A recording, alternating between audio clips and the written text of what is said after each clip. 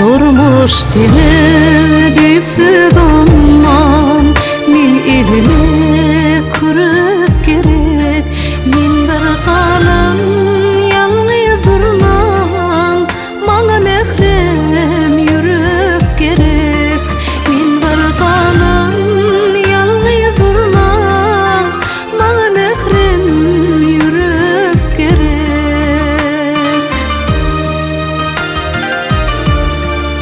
Gönlüm sana gitse guman dağ başını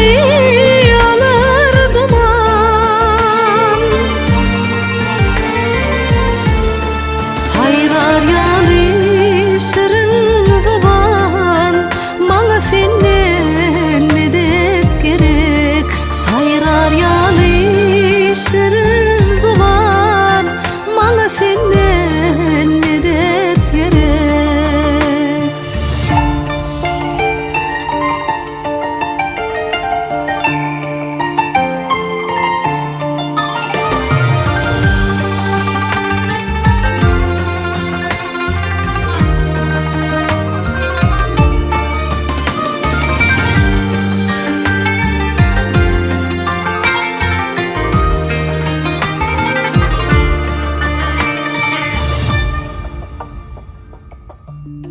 Sıynadım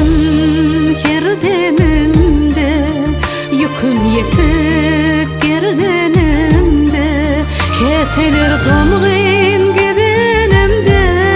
kuş üşürüp kömek gerek keteler donğin gebenimde kuş üşürüp kömek gerek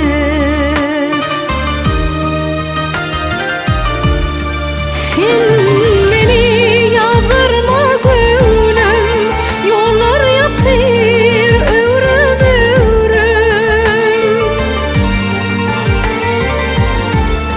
Bağış etme yara ömrüm Min dünyame belet gerek Bağış etme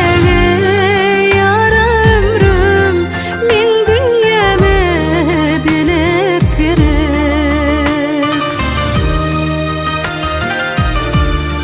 Gider yalimin munnaşat gerek bana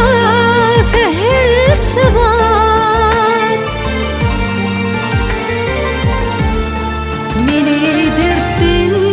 eyle adat bana senden medet gerek Meni derttin eyle adat bana senden medet gerek Bana senden medet gerek Bana senden